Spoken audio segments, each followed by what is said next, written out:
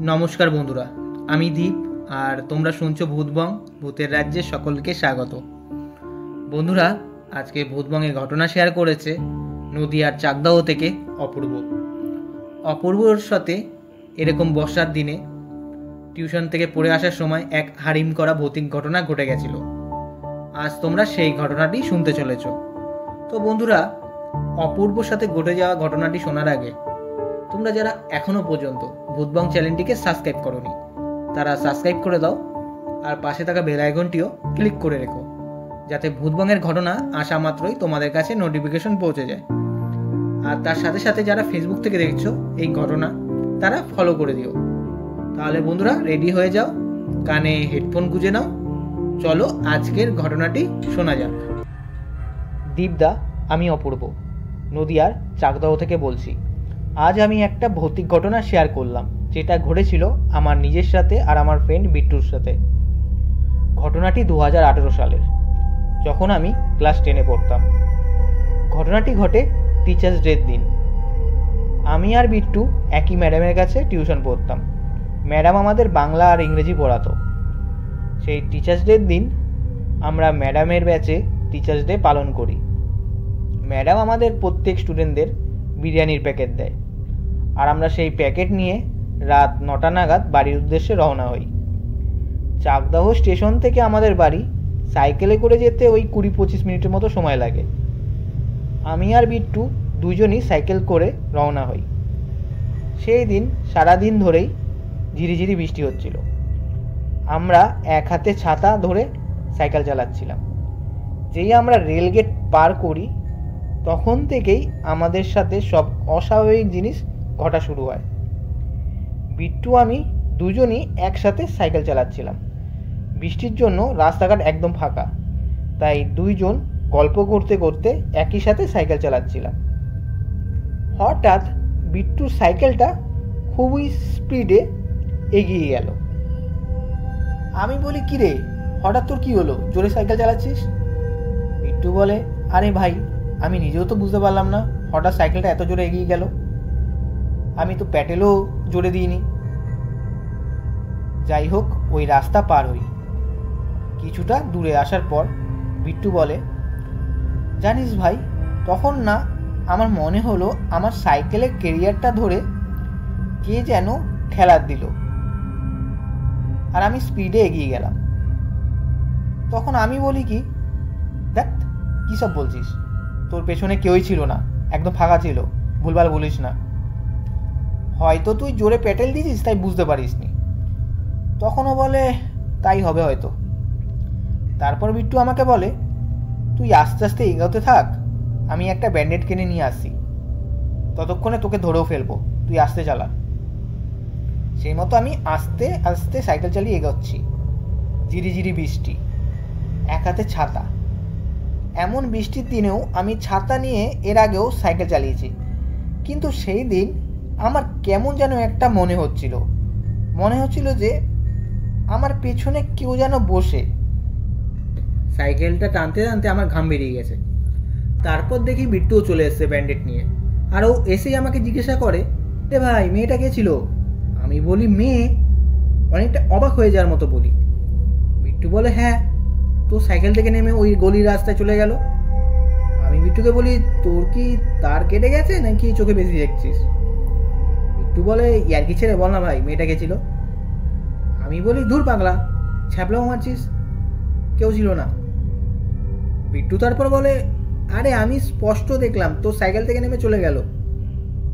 আমার না তখন সন্দেহ জাগে। আমি বিট্টুকে বলি, ভাই কি হচ্ছে বলতো? সত্যি বলতে আমারও কেমন যেন মনে হচ্ছিল সাইকেলটা কেমন ভারী ভারী লাগছে। তারপর সেই রেলগেট পার হওয়ার সময় তোর সাথে যেটা ঘটলো, তোর সাইকেলটা এগিয়ে গেল। বিট্টু তখন বলে, আরে এসব বাদ দে, চল তাড়াতাড়ি বাড়ি যাই। আমি আর কিছু বলি না। তখনও আমাদের বাড়ি পৌঁছাতে 10 মিনিটের মতো বাকি ছিল। হঠাৎ নাকে একটা পচা ইঁদুর মরার গন্ধ আসে। ধরলাম হতে পারে সেই রাস্তায় যেখান দিয়ে আসছিলাম ওইখানে কিছু মরেছে, কিন্তু আমরা যতটা রাস্তায় এগিয়ে যাচ্ছি গন্ধটাও আমাদের সাথে সাথে যাচ্ছে। তখন বিট্টু আমাকে বলে, এ কি হচ্ছে বলতো, যেইখানে যাই সেখানেই এই একই গন্ধ। এই বলতে বলতে বিট্টুর সাইকেলের চেনটা পড়ে যায়। ওর নতুন রেঞ্জার সাইকেল, এমনভাবে চেন পড়েছে ও একা তুলতে পারছে না, তাই আমিও হাত লাগাই। চেন তুলে যেই আমি আমার সাইকেলের সামনে যাই, দেখি আমার বিরিয়ানির ক্যারি ব্যাগটা নেই, সাইকেলের হ্যান্ডেলেই ছিল। পুরো রাস্তায় কোনো লোকজন নেই, কিন্তু তাহলে গেল কোথায়? তখন দুজন বুঝে যাই আমাদের সাথে নর্মাল কিছু ঘটছে না, অস্বাভাবিক কিছুই ঘটছে। আর ওইখানে আমরা এক মুহূর্ত দাঁড়াই না, দুজনেই ছাতা বন্ধ করে জোরে সাইকেল টানি। তখনও কিন্তু বিট্টুর বিরিয়ানি প্যাকেটটা ওর সাইকেলের হ্যান্ডেলেই ছিল। আমাদের দুজনের বাড়ি একই গলিতে, 5টা বাড়ি ডিফারেন্স। আমরা যেই আমাদের গলির রাস্তায় ঢুকতে যাব, দেখি দুটো কালো বিড়াল আখ কেটে চলে গেল। এর আগেও কিন্তু ওই বিড়াল দুটোকে আমাদের এলাকায় দেখিনি। এই দেখে দুজন সাইকেল থেকে নেমে যাই, হেঁটে হেঁটে বাকি রাস্তা যাই। আমি বাড়ি ঢুকে পড়ি, হাত পা ধুয়ে বাথরুম থেকে যেই বেরাই, আমার ফোন আসে। বিট্টু ফোন করে। ও ফোনে যা যা বলে আমার তা শুনে হাত পা পুরো ঠান্ডা হয়ে যায়। ও বলে, ভাই জানিস তো আমাদের ভূতে পিছু নিয়েছিল। আমি বলি, কি জানি ভাই, বুঝতে তো পারলাম না, আমারও কেমন একটু অড অড লাগছিল। তখন বিট্টু বলে, ওগুলো বাদ দে, আমি যেই বাড়িতে ঢুকতে যাব মাকে ডাক দিয়েছি, মা যে গেটটা খুলতে যাবে আমাকে কে পেছন দিয়ে এক ঠেলা দিয়ে ফেলে দিল।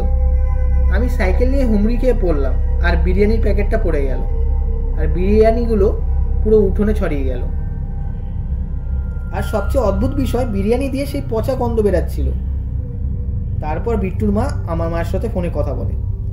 সেই রাতে আমাদের দুজনকে কোনো কিছু খেতে দেওয়া হয় না। এটাই বোঝা গিয়েছিল যে সেই রেলগেট থেকে আমাদের সেই জিনিসটা বিরিয়ানির জন্যই মনে হয় পিছু নিয়েছিল। প্রথমে আমার বিরিয়ানির প্যাকেটটা নিয়ে যায়, তারপর বিট্টুর বিরিয়ানিটা নষ্ট করে দেয়। বিট্টুর মা ওই রাতেই উঠোনে পড়ে থাকা বিরিয়ানিগুলো ঝাড় দিয়ে ড্রেনে ফেলে দেয়। পরের দিন সকালে যখন উনি ঘুম থেকে উঠে উঠোন আর রাস্তা ঝাড় দেয়, তখন দেখে ড্রেনের মধ্যে কোনো বিরিয়ানি পড়ে নেই, কোনো ভাত পড়ে নেই, এমনকি বিরিয়ানির প্যাকেটটাও নেই। তো দীপদা, এই ছিল ঘটনা। এই ঘটনার পর আমরা যখন ওই রেলগেট পার হয়ে আসতাম, মানে ফিরতাম টিউশন থেকে, আমাদের কেমন যেন একটা ভয় ভয় লাগতো। এরপর আমাদের এলাকার এক মন্দিরে নিয়ে যাওয়া হয়। সেখানে বিট্টুকে আর আমাকে ভয়ের তাবিজ দেওয়া হয়। তারপর থেকে আমাদের সেই ভয় ভয় ভাবটা কাটে। দীপদা, এই ছিল ঘটনা। ঘটনাটা যদি ভূতবঙ্গে পড়ে শোনাও তাহলে খুব খুশি হব। তাহলে বন্ধুরা, আজকের এই ঘটনাটা কেমন লাগলো কমেন্ট করে জানিও, আর লাইক করে দিও। আর বন্ধুরা, তোমরাও যদি ঘটনা পাঠাতে চাও তাহলে আমাদের ইমেল আইডি bhutbongofficial@gmail.com পাঠিয়ে দিও। তার সাথে সাথে আমাদের চ্যানেলের ডেসক্রিপশনেও আমার ফেসবুকের লিঙ্কটা আছে, আমাকে মেসেঞ্জারও পাঠাতে পারো তোমাদের ঘটনা। তাহলে বন্ধুরা, আজকের জন্য এটুকুই। Tata, by.